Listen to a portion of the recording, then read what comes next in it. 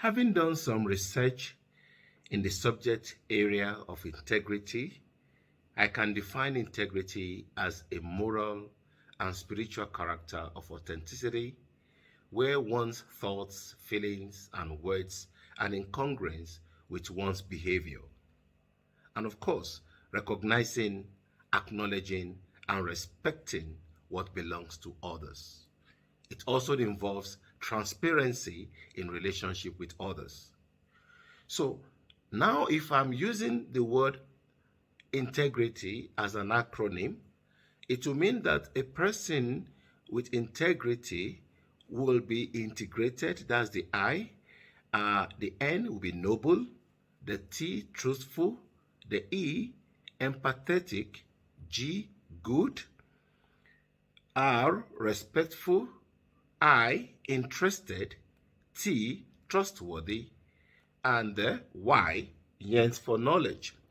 So these are qualities of people who make up flourishing society. If anyone or everyone actually is a person of integrity in a society, there will be honesty. And with honesty, truth will flourish. Where truth flourishes, there will be freedom. And where there is freedom, faith will flourish. Where there is faith, there will be hope. And where there is hope, there is love. And in love is witnessing to God's ideals. And where God's ideals prevail, there will be prosperity and posterity. This begins with the leaders who are God-fearing and leading the people in the fear of God. In other words, a society with people of integrity flourishes in goodness, in freedom, in collaboration, in acceptance, and in total well-being of a biopsychosocial techno-spiritual nature.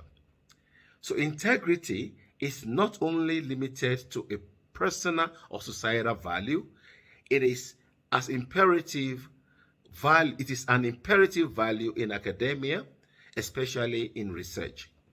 In research, taking credit for information that is not yours is academic theft. This is also called plagiarism. The modern society is not helping in this regard.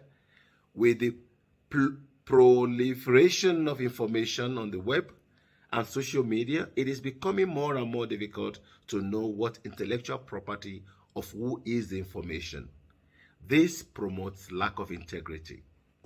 Academia integrity does not involve only giving credit to the source of information shared in the class assignments or in the research. It also involves not helping anyone to do the assignment for solid gains in kind or in cash. I remember telling my students or friends that I would rather teach them to know how to go about the assignments or how to analyze the data than doing it for them. This is because I believe that each person should be proud to own their work, as I have learned in this course. So also, during the interactive courses or lessons, I also come to know that academic integrity also involves engaging and in submitting academic activities at the right time. Because submitting assignments on time is a sign that one is serious with the academic activity and that one is honest by doing the right thing at the right time. So doing so is reducing my stress, for example, and of course, what I have to do today, I don't have to wait till the next day. So for every day has its own troubles, says Jesus in Matthew chapter 6, verse 34. So as a writer of more than 7 academic books and journal articles, I have always made efforts to credit my sources, even in my lecture notes to students which I teach. In my teaching or preaching also, I do not make claims to know what I do not know. I believe that integrity is about being genuine and not leading others astray. It is about witnessing to Jesus Christ, who is the way, the truth, and life. It is the way of worshiping God in truth and in spirit. It is a value that guides me in my daily living, in my witnessing to Christ, and of course in my teaching. As Proverbs chapter 11 verse 3 says, the integrity of the upright shall guide them, but the perverseness of transgressors shall destroy them. I can say, however, that I am not there yet 100%. I'm still striving to be more accountable and honest in all my academic activities, even in my general life, to continue to credit my sources, paraphrase, and acknowledge what I paraphrase, and of course, to do my assignments on time.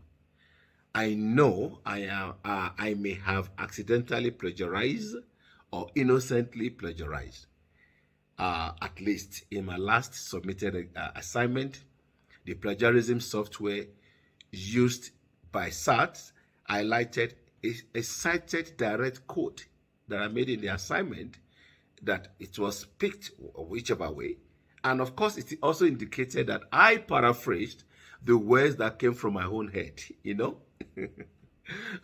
That was funny though. So my academic journey at SATs is not just about pleasing the computer, of course, or academic staff. It is to please God above all. So I pray like David in Psalm 25 verse 21, Lord, let integrity and uprightness preserve me, for I wait on thee. Amen.